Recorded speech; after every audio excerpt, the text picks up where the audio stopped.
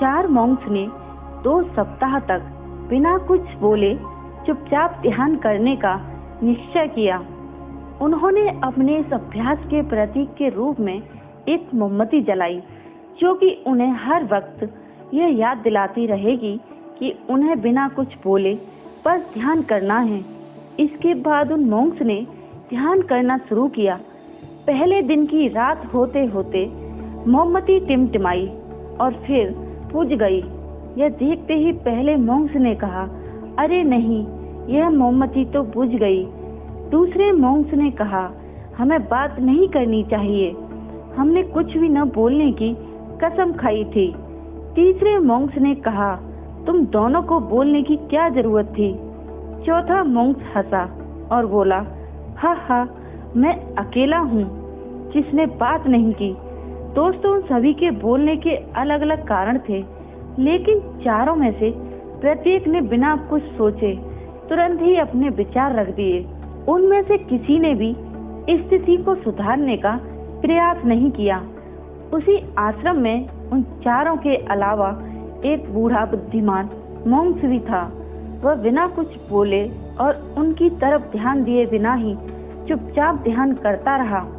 इस तरह से उस बुद्धिमान मॉन्क्स ने बिना एक शब्द बोले उन चारों को ही उनकी गलती का एहसास करा दिया, जो कि वह चारों बोलकर भी नहीं कर पाए। बिना सोचे समझे और जरूरत से अधिक बोलने पर हमें खुद ही लोगों के सामने शर्मिंदा होना पड़ता है।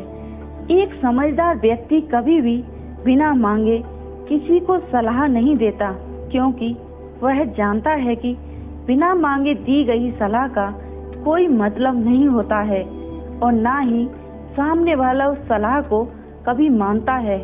लेकिन आजकल लोगों ने अपनी प्रॉब्लम बताई नहीं कि हम उन्हें सॉल्यूशन देने शुरू कर देते हैं, जबकि 99% केसेस में जब लोग हमसे अपनी प्रॉब्लम शेयर कर रहे होते हैं तो वह हमसे कोई सॉल्यूशन नहीं सुनना चाहते, बल्कि वह तो सिर्फ यह चाहते हैं कि हम उनकी बातों को ध्यान से सुन लें और इससे उन्हें कुछ समय के लिए शांति का एहसास हो, क्योंकि हम उन्हें जो सलाह देंगे यह उन्हें भी पता होती है।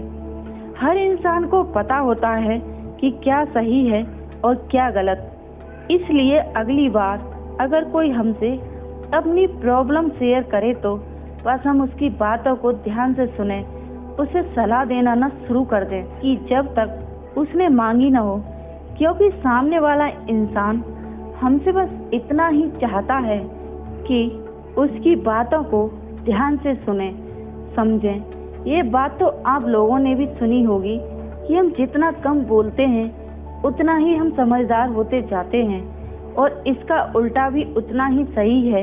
जो जितना बुद्धिमान होगा वह उतना ही कम बोलेगा।